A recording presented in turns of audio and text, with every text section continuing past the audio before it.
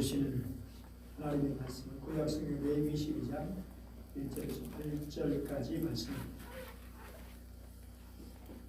레위기 12장 말씀을 교독해서 읽겠습니다. 여호와께서 모세에게 말씀하여 이르시되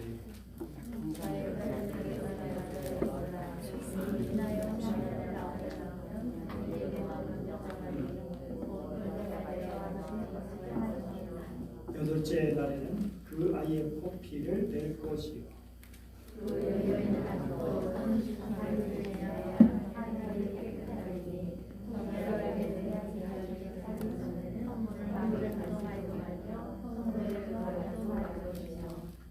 여자를 낳으면 그 이후 1회 동안 부정하니 월경할 때와 같을 것이며 산일을 깨끗하게 되면 66일을 지내야 하리라.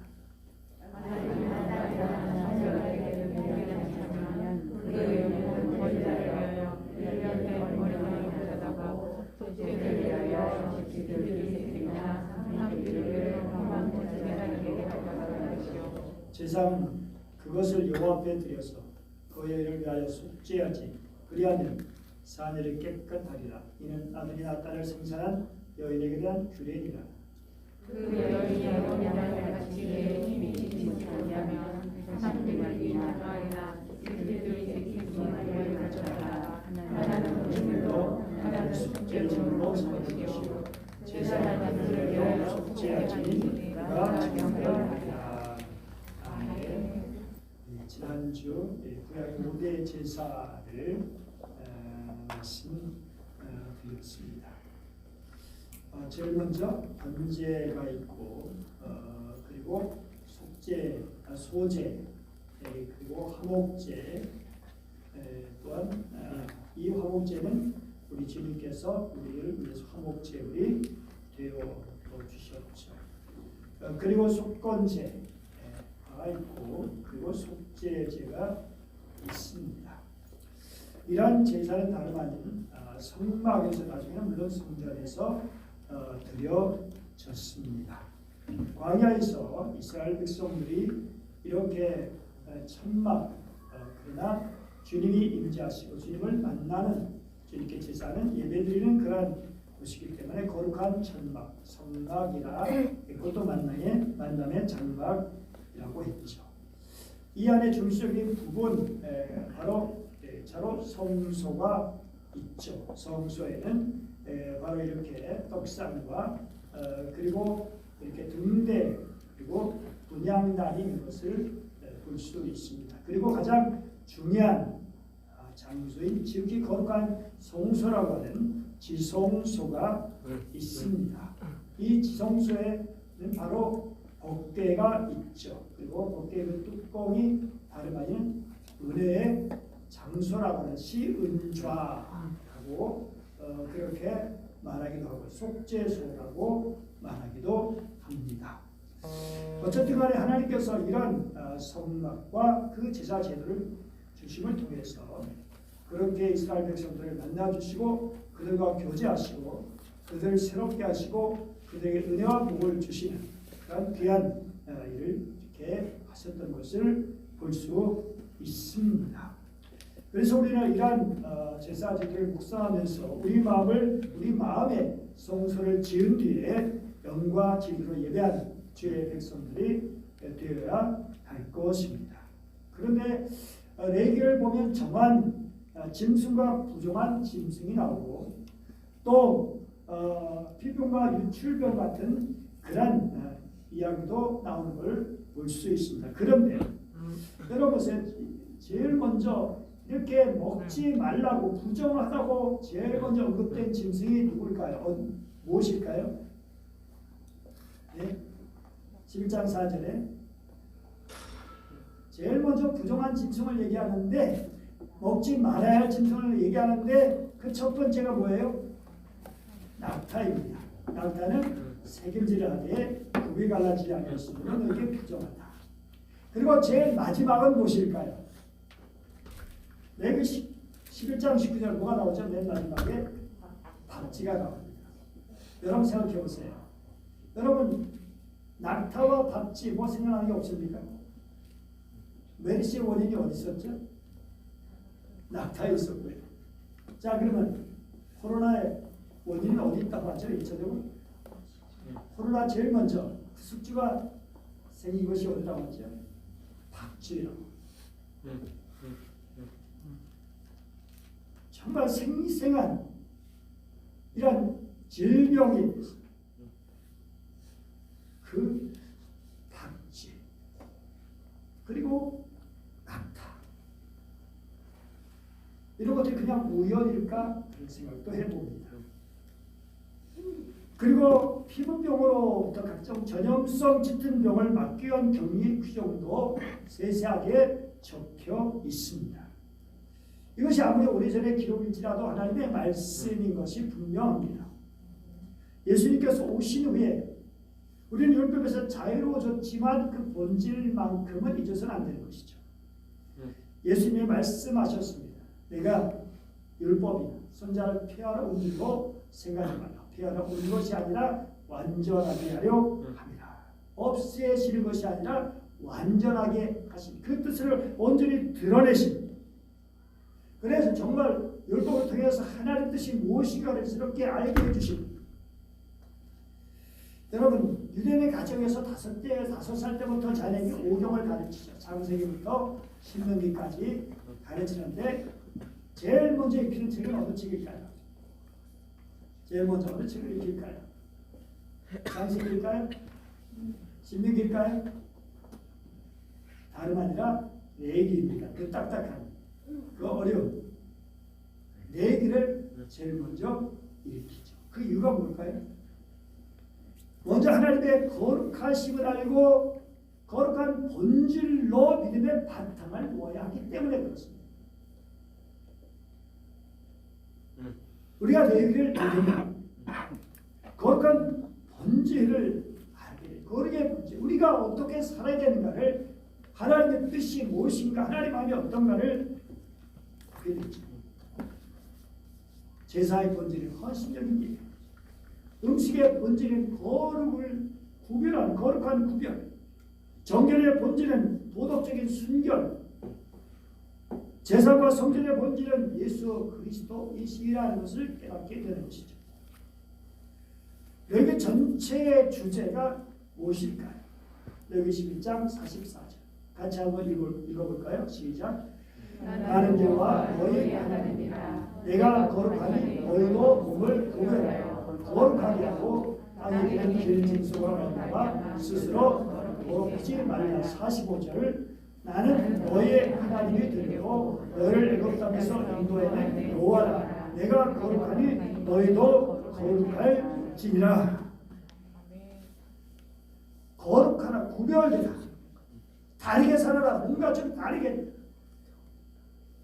근데 요즘 믿는 사람이나 믿지 않는 사람 별 차이 없이 그냥 그렇게 살아가는 모습들이 문제인 것이죠.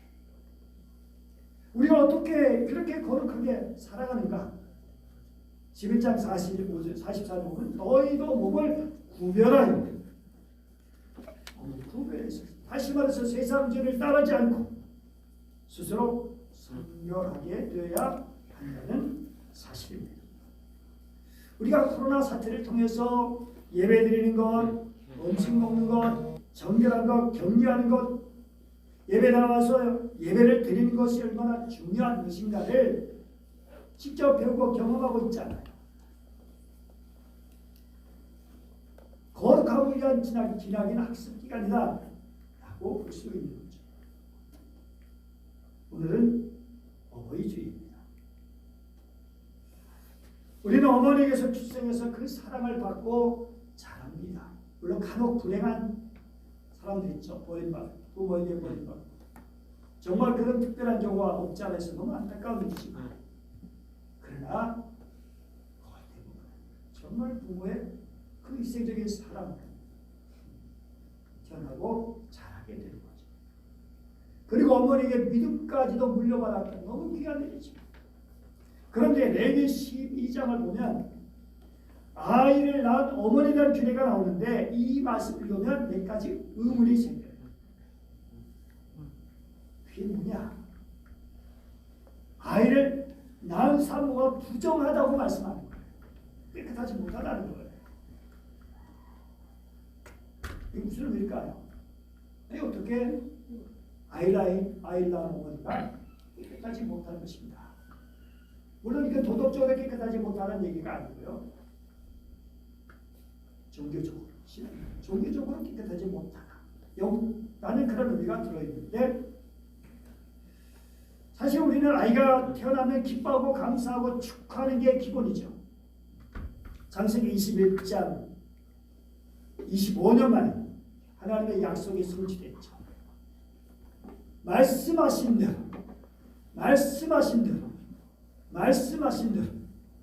계속해서 말씀하신 대로가 나오는 걸 볼 수 있어요. 하나님의 말씀이 이 가정에 이루어져서, 그래서 결국 이 가정에 아이를 갖게 돼요.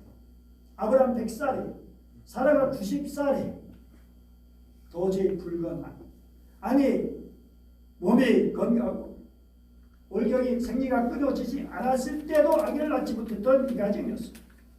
그런데 이런 가정이 아이를 낳게 됐어요. 하나님이 사라가 아기를 낳을 것이라 말씀하셨을 때 말이 믿겨지지 않아가지고 어이없어가지고 쓴웃음을 지었던 사라였습니다. 그런데 그런 사라가 이렇게 말했어요. 하나님이 나에게 웃음을 주셨구나. 나 같은 늙은이가 아들을 낳았다고 하면 듣는 사람마다 나처럼 웃지 않을 수 없겠지. 정말 우리 하나님께서 사라에게, 아브라함에게 가정에 웃음을 주셨어요. 그것도 쏙쏙 아니라, 쓴웃음이 아니라 밝고 환한 미소, 스마일을 짓게 하신 것이죠. 여러분, 하나님께서 이 가정에 주신 이삭, 그 뜻이 어떤 것일까요? 그는 웃었다. 이착. 다시 말해서 우리 하나님은 어떤 하나님이신가? 웃게 하시는 하나님이시다. 어이없어 쓴 웃음을 지어야 하는 우리 인생들에게 정말 기쁨에 넘치는 웃음을 웃게 하시는, 갖게 하시는 그런 하나님이십니다. 이런 하나님 여러분 얼마나 경험해 보셨습니까? 레위기 12장을 보면 어머니의 출산을 이야기하면서 기쁘고 축하하는 것은 하나도 없이, 그런데 그냥 부정하다고 말하니까 우리에게 낯설게 느껴져요. 이게 뭐지? 게다가 출생한 아이가 아들이냐 딸이냐에 따라서 정결하게 되는 기간이 차이가 있어요. 남자아이를 낳으면 부정한 기간이 7일이에요. 부정이 쓰러지는 회복 기간이 33일, 그래서 40일이죠. 그러나 여자아이는 14일, 66일. 완전히 더블 100일. 아니 어떻게 이렇게 차이가 나는 것이냐? 그것도 우리가 의문이 들게 되죠. 또 그 기한이 차면 제사에 나가 속죄제를 드려야 하는데 제사 제물과 방식에도 차이가 있는 것을 볼 수 있습니다. 얼마 전에 한국보건사연구원 연구팀이 설문조사를 했습니다. 부모를 모실 책임이 자녀에게 있다는데 동의하십니까? 다시 말해서 부모를 모시고 싶은 마음이 있느냐? 그런 질문이기도 하는 거죠. 여기에 6천여 가구가 응답했는데 그 결과가 어떻게 됐을까요? 반대가 41%, 찬성이 23%, 반대도 아니고 모르겠다가 36%, 찬성도 반대도 아니고. 그런데 여러분, 이 36%가 대답하기에 곤란해서 그렇지 정말 다수가, 그 중에 다수가 반대였을 거예요. 그래서 이 뉴스의 끄트머리에서는 이제 부모 봉양은 옛말이 되었다, 그런 말을 하고 있어요. 내 부모를 공경하라 하신 하나님의 말씀도 옛말로 돌려야 할까요? 2014년 홍성사에서 출판된 강영일 작가의 밥보다 예수라고 하는 그런 책이 있습니다. 이 책은 12어머니의 신앙 열전을 보여주는 거예요. 열전이란 뭡니까? 여러 사람의 개별적인 전기를 그렇게 버려서 기록해 놓은 것이죠. 사모체의 사기나 김부석의 삼국 사기나 그런 글의 형식으로 알려진 거죠. 그런데 이 어머니들은 세상 나라가 아닌 천국을 사모하는 믿음의 어머니들이었어요. 섬에서 해녀 일을 하는 어머니도 있고 산간에서 밭을 내는 어머니도 있고 저렇게 삼천리 방방곡곡에서 열심히 살아가는 그런 분인데 이분들에게 공통점이 있어요. 그게 뭘까요? 그것은 이 어머니 모두가 가난했다는 거예요.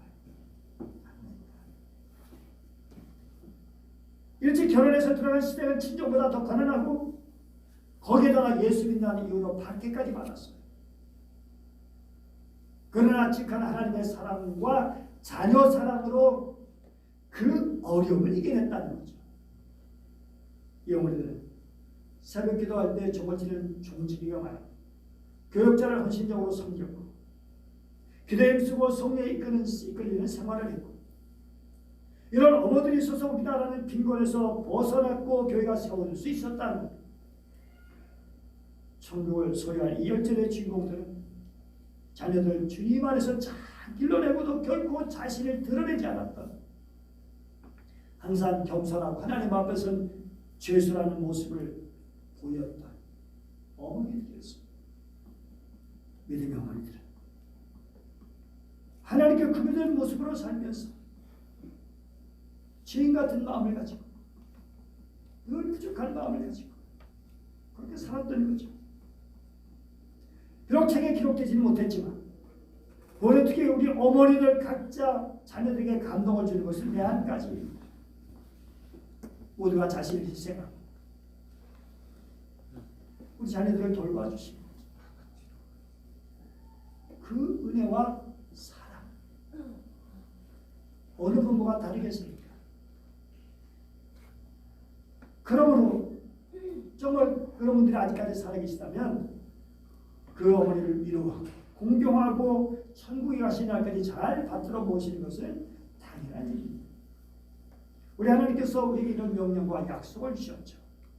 출애굽기 10장 12절 같이 읽어보죠. 시작. 내 부모를 공경하라. 그래야 여호와가 내게 준 땅에서 내 생명이 있다. 자, 그러면 다시금 아까 질문으로 돌아가 보죠. 우리나라 또 어머니가 왜 부정한 것일까요? 하나님 주신 생명을 잉태하고 출산한 것이잖아요. 그래서 축하하고 자랑스럽고 존경받아야 마땅한 것이죠. 그런데 부정한 이유는 12장 4절 보니까 그 여인은 아직도 33일을 지난 사녀이 깨끗하리니 다시 말해서 아기를 하면서 피를 흘렸기 때문에 라고 하는 그런 것을 볼 수 있어요. 아니 피를 흘린 것이지 그걸 왜 부정할까? 여러분 피가 뭐죠? 피는 생명의 근원이죠. 레위기 17장 11절 육체의 생명은 피에 있다. 생명의 피에 있으므로 피가 죄를 속하느니라. 하나님께서 방주에서 나온 노아에게 이런 말씀을 하셨어요. 창세기 9장 말씀 보면 살아 움직이는 모든 것이 너희의 먹거리가 될 것이다. 내가 전에 푸른 채소를 너희에게 먹거리로 준 것 같이 내가 이것들도 다 너희에게 준다. 그러나 고기를 먹을 때 피가 있는 채로 먹지는 말아라. 피에는 생명이 있다. 결국 피를 흘리거나 피를 먹지 말라고 하셨죠. 그리고 사내를 흘린 산모가 부정하다 하셨죠. 이거는 뭐냐? 결국 역설적으로 생명이 얼마나 소중한 걸 알려주시는 거예요. 피가 흘려져. 그 피가 생명인데 그 피가 흘려져. 그래서 그런 부정을 통해서 생명이 얼마나 귀한 것인가를 깨우쳐 주시는, 생명이 얼마나 소중한가를 깨우쳐 주시는 그런 의미가 들어있는 것이죠.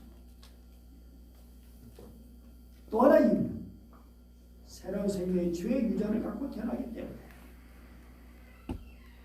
인류조상이 범한 아담과 하와가 범한 그런 죄의 그 유전이 계속 이어져 왔어.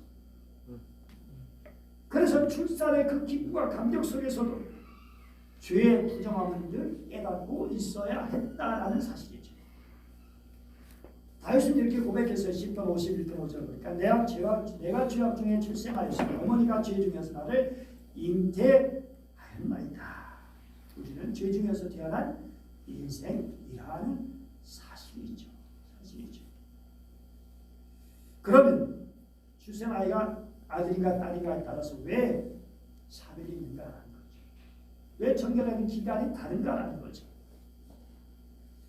어떤 분이 이렇게 말해. 인간이 타락할 때 여성인 하와의 책임이 더 무겁다는 전제 아래 그렇게 딸을 낳으면 정결하게 된 기간이 길어진 것이다.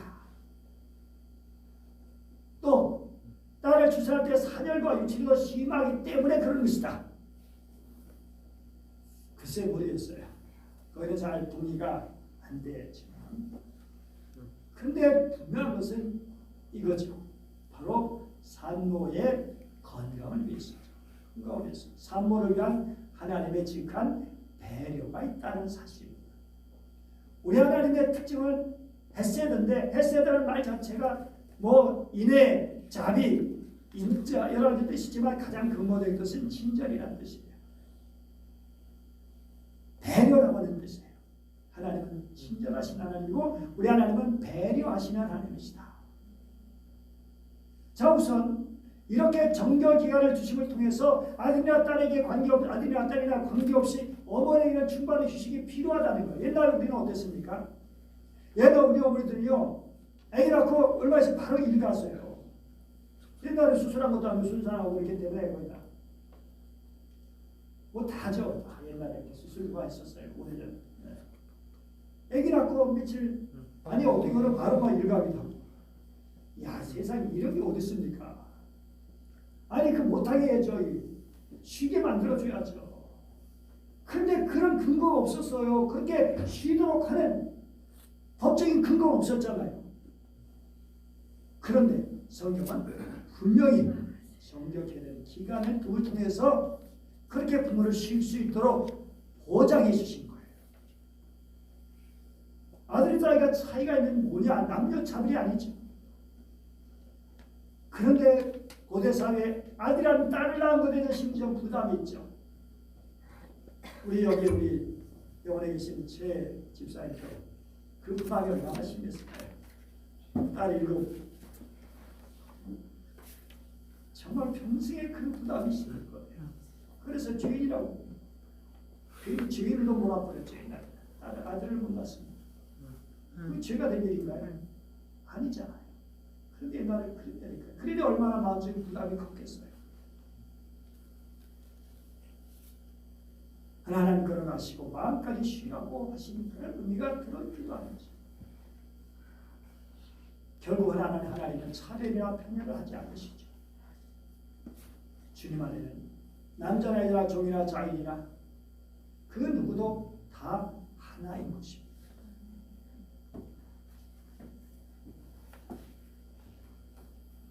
이제 그렇게 정결케 되는 기간이 지나면 어머니는 어떻게 할까요?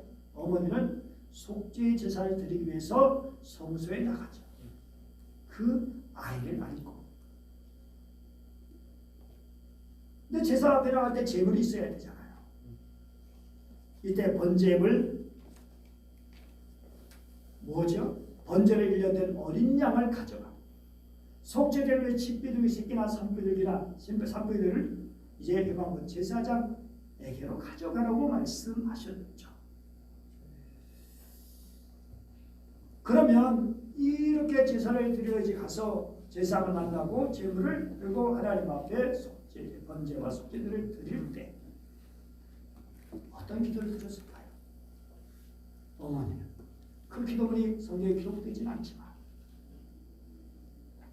물론 자신의 죄를 사해 주시고 자기를 정결케 달라고 하는 그런 기도를 드렸겠죠. 그러나 동시에 새로 태어난 생명, 원죄로 보지도 않고 태어난 어린 생명을 긍휼히 여기셔서 은혜 베풀어 주시도록, 그리고 주신 귀한 아기를 잘 기를 수 있도록 하나님 앞에 간절히 기도하지 않았겠어요? 속죄제를 드리는 어머니는 자신을 위한 기도보다 자녀를 위한 기도를 더 드렸을 거예요. 그래서 제단 앞에 엎드려서 대산과 해설의 고통과 위험에서 건드신 하나님께 감사하다. 하나님 무사히 순산하게 해주신 거 감사합니다. 그러다가 금방 자녀에게도 옮겨가게 되죠. 그것이 우리 어머니의 마음이에요. 우리 어머니가 성전에 나가서 기도하시고 집에서 엎드려 기도하시고 어떤 마음이십니까? 주님 아시지만 우리 부모님이 기도하는 19은 바로 자녀를 위한 기도죠. 어머니가 드리는 속죄제는 자녀는 우리를 품에 안고 하나님께 나가 헌신하는 그런 기도입니다. 미국 생태 영성가이고 동화작가인 미리암이라고 하는 분이 드린 기도 내용을 소개해 드립니다.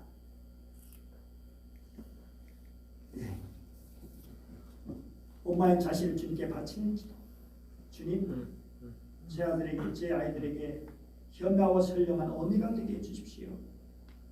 아이들이 힘들고 지칠 때 제게 돌아와 쉴 수 있도록 늘 평화를 유지하게 해주시고, 아이들의 분별 없이 행동하거나 삶을 불성실하게 살아갈 때 엄격한 질책으로 바로잡을 수 있도록 강인함을 주소서.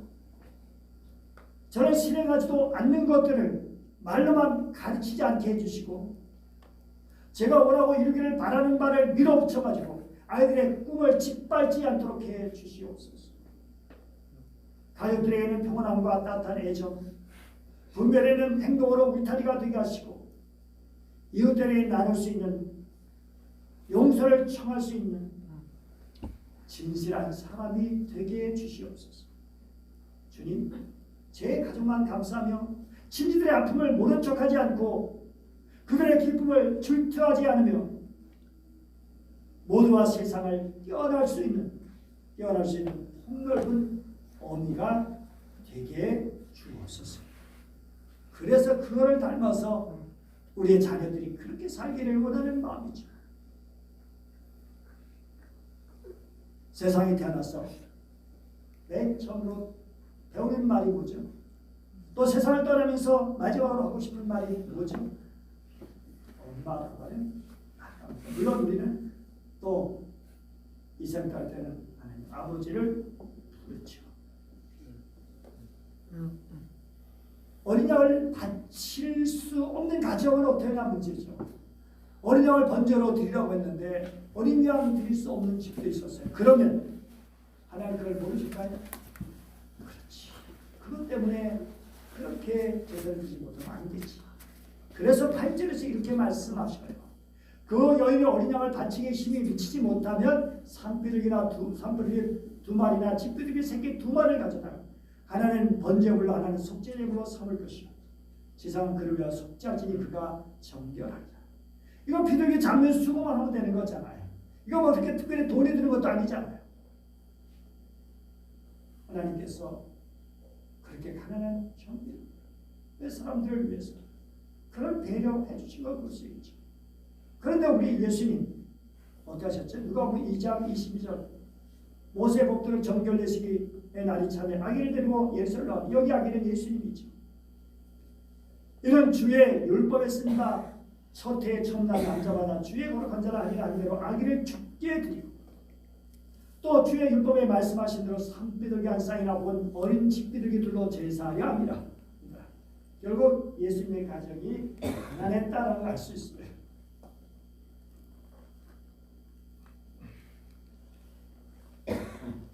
그렇지만 하나님께서는 그런 가난한 가정을 통해서 인류를 구원하실 그 귀한 예수님을 보내셨다는 사실이죠.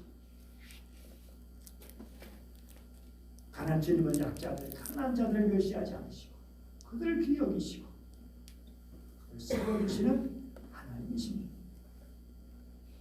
근데 이제 이렇게 어떤 분들은 그런 얘기해요. 카톡으로도 봤는데 맨날 이렇게 어버이날 때면 어머니만 얘기하고 우리 아버지는 뭐냐? 아버지에 대해 별로 하지도 않고 뭐 아버지 별로 고맙다 그런 얘기도 안 나오고 스토리가 별로 없고 뭔가 좀 질투심이 나는 건지 아니면 속상한 건지 그냥 해본 말인지.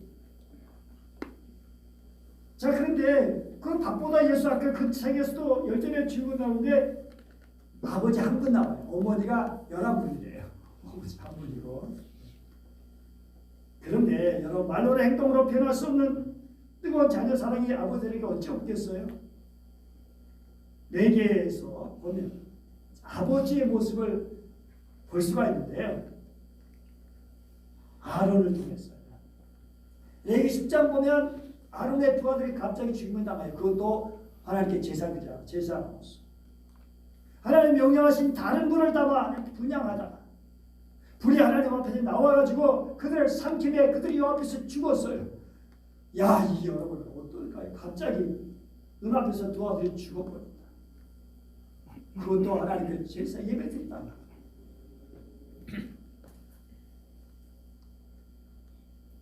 그런데 그 뒤에 어떤 말씀이 나오냐면요. 10장 8절 9절 말씀 보면 9절에 어떻게 되어 있죠? 너와 네 자손들이 회막에 들어갈 때는 포도주나 독주를 마시지 마라. 그래야 너희 죽음을 면하라. 아마 그래서 이걸 말씀을 보면 이 두 아들이 누가 술을 먹고 그렇게 한 게 아닐까. 그래서 사고 친 게 아닐까. 그런 생각을 그래서 지금 일벌백계로 그렇게 엄하게 진치하셨던 것을 볼 수 있죠. 이 기가 막힌 현장 아니겠습니까?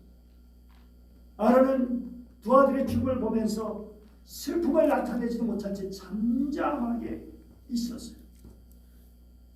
대지장으로서의 사명을 감당해야 하는. 그래서 남은 아들 엘라사가 이다발과 더불어 묵묵히 속죄 제사를 집례했던 것을 볼 수 있어요. 제가 존경하는 우리 교회 입당 예배 때 와서 설교하셨던 정태일 목사님, 사랑받은 교회예요. 목사님이 수련회 답서 갔다가 아들이 보람이가 물에 빠져 죽었어요. 수련회 답서 갔다가. 그런데 그 다음 주보 지금도 계속 보내주시는데 주일 제목의 설교가 뭐냐면 네 아들 독자를 바치라. 독자를. 그게 설교 제목이었어요. 어떻게 설교하셨는지 잘은 모르지만 얼마나 많이 전하신다 했습니다. 어머니 같으면 통곡하고 막 그럴 텐데 울 수도 있을 텐데 아픔을 속으로 누리면서 하나님 앞에 서야 하는 존재. 이 아버지가 속으로 불가던 아버지 아론은 속죄 제물인 염소를 불살랐어요. 이 제물은 거룩한 성소에서 제사장들이 모아야 하는 규례였는데 말이죠.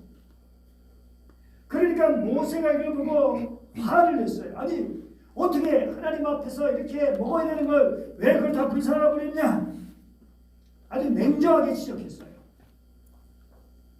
그런데 이때 아론이 뭐라고 말했는가요?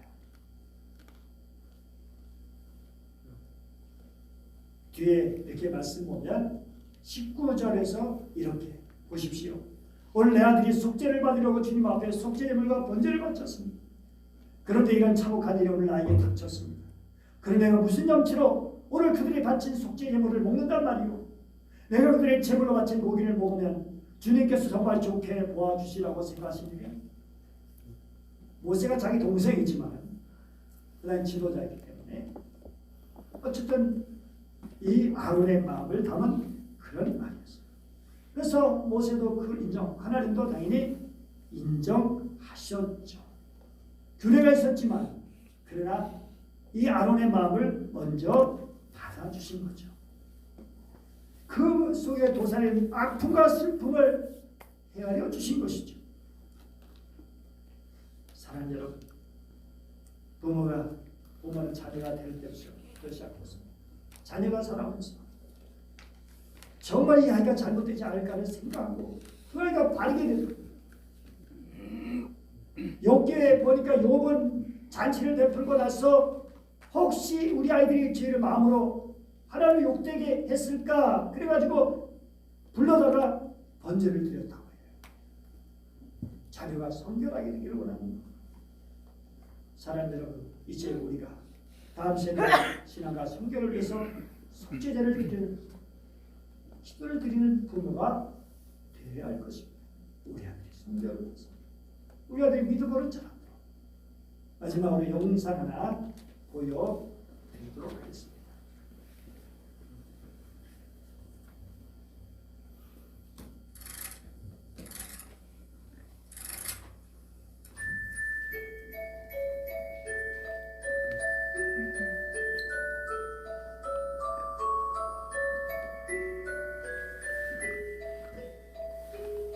나는 어머니의 기도를 기억한다. 그 기도는 항상 나를 따라다녔고 평생 나와 함께했다.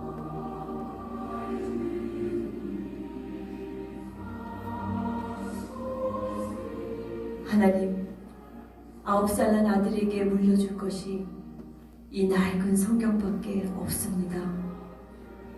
제가 이 땅을 떠나도 하나님께서 이 아들을 지켜주시고 부자나 높은 사람이 되기보다 성경을 읽는 사람이 되길 간절히 기도합니다.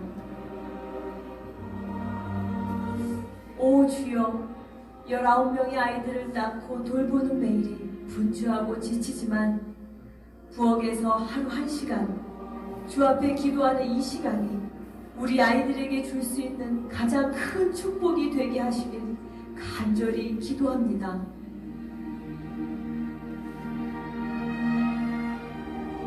13년 동안 죄악과 방탕한 삶을 살던 아들을 구원해 주셔서 감사드립니다. 이 죄인의 눈물의 기도를 들어주신 아버지여, 이제 그 아들로 하여금 모든 죄를 철저히 회개하고 평생 주의 영광을 위해 살게 하시길 간절히 기도합니다.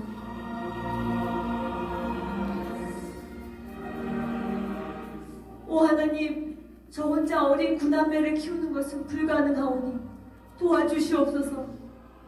제 아이들이 주의를 철저히 지키고 늘 성경을 배우며 그 진리 안에 살게 하시고 비록 가난하지만 남에게 베푸는 삶을 살게 하시길 간절히 기도합니다. 주님, 저를 개라고 하셔서, 아니 그보다 더한 취급을 하셔도 좋습니다. 다만 제 딸, 귀신 들린 제 딸만 고쳐주시옵소서. 이 찢어지는 어미의 마음을 불쌍히 보시고 깨끗이 고쳐주시길 간절히 원합니다. 자식을 위해서는 가난도 무지도 부끄럽지 않았습니다. 자식을 위해서는 고난도 아픔도 견딜 수 있었습니다. 자식을 위해서는 갈증도 배고픔도 참을 수 있었습니다. 이것이 우리 어머니의 희생입니다. 자식을 위해서 거칠고 투박한 손을 모았습니다. 자식을 위해서 차갑고 딱딱한 바닥에 엎드렸습니다. 자식을 위해서 뜨거운 눈물로 부르짖었습니다. 이것이 우리 어머니의 사랑입니다.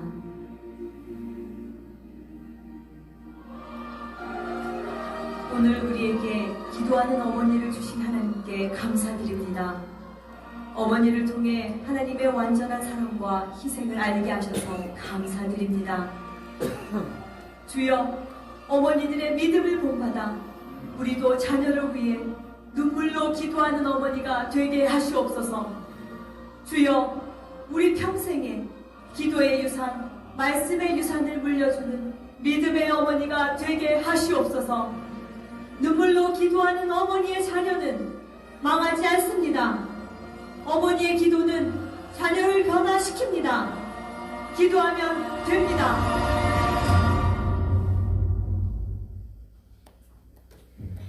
기도하겠습니다. 은혜로우신 하나님 감사합니다. 기도하는 부모, 어머니 할머니 우리 모두가 되게 하여 주옵소서. 말씀과 사랑으로 주님의 은혜로 참 자라는 자녀들 되게 하여 주옵소서. 특히 어르신들 노년에 우리 어르신들을 붙들어 주시고 노년의 삶의 복되고 아름답고 강건하게 하시고 하늘의 소망과 평안을 더하여 주옵소서. 주 예수님의 이름으로 기도드립니다. 아멘.